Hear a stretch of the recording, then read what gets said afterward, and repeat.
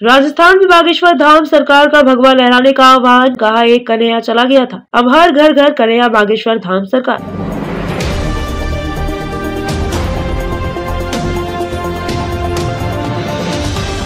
राजस्थान के उदयपुर में धर्म सभा को संबोधित करते हुए बागेश्वर धाम सरकार धीरेन्द्र कृष्ण शास्त्री ने बड़ा बयान दिया। उन्होंने कहा, कन्हैया चला गया था, अब तो घर घर में कन्हैया है। उन्होंने हिंदू राष्ट्र पर भी बयान दिया। साथ ही राजस्थान में भगवा फहराने की बात भी कही गई। बागेश्वर धाम के कार्यक्रम में उमड़े 1 लाख से ज्यादा लोग। पंडित धीरेन्द्र शास्त्री ने कहा, 2 कौड़ी की राजनीति के लिए करोड़ों का अध्यात्म नहीं करते हैं बर्बाद। कथावाचक देवकीनंदन ठाकुर ने कन्हैयालाल हत्याकांड का किया जिक्र। भगवान सर्वशक्तिमान है तो सारे दुखी और बीमार लोगों की पीड़ा खत्म क्यों नहीं कर देता। उदयपुर राजस्थान की मेवाड़ की धरती पर बागेश्वर धाम सरकार धीरेन्द्र कृष्ण शास्त्री ने एक बार फिर भारत को हिंदू राष्ट्र बनाने की बात कही। शास्त्री यहाँ भारतीय नववर्ष के मौके पर उदयपुर के गांधी ग्राउंड में आयोजित धर्म महासभा में बोल रहे थे। बागेश्वर बाबा ने सनातनी को एकजुट होकर रहने की सीख दी। उन्होंने कहा कि सनातनी एक होंगे तो देश को फिर से हिंदू राष्ट्र बनाया जा सकेगा।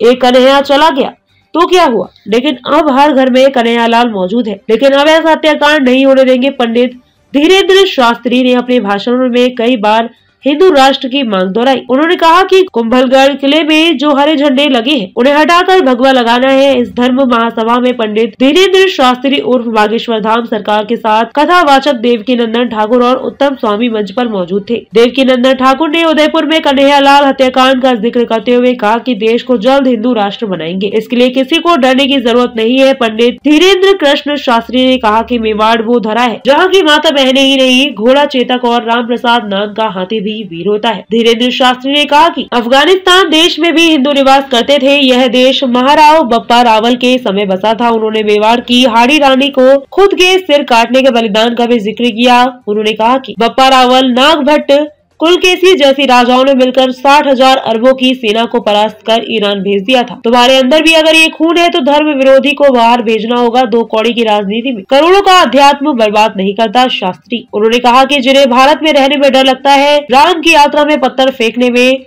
अच्छा लगता हो, पालघर के संतों की हत्या की जाती हो, ऐसे कृत्य करने वालों को भारत में रहने की आवश्यकता है। भारत में रहना है तो सीताराम कहना होगा। वे आगे बोले, मैं कोई राजनीति करने या चुनाव लड़ने नहीं आया। मैं 2 कौड़ी की राजनीति में करोड़ों का अध्यात्म बर्बाद नहीं करता। भारत हिंदू राष्ट्र है। स्थापना करनी है तो पाकिस्तान, चीन, जापान में करेंगे। बांसवाड़ा के संत उत्तम स्वामी ने कहा कि भारत को हिंदू राष्ट्र बनाने की जरूरत नहीं है, वो तो पहले से ही है और रहेगा। अगर हिंदू राष्ट्र बनाना है तो मेरे साथ चलिए, पाकिस्तान में हम लोग स्थापना करेंगे। चीन और जापान को भी हिंदू राष्ट्र बनाएंगे। स्वामी ने कहा कि मैं अन्य धर्म के लोगों को कहना चाहता हूँ कि अपने 500 से 1000 साल पहले के पूर्वजों को याद करिए। उनमें पूर्वजों में कोई राम होगा तो कोई कृष्ण होगा तो कोई अर्जुन निकलेगा। स्वामी ने कहा कि सामूहिक भजन, सामूहिक भोजन और हनुमान चालीसा पाठ की सलाह दी।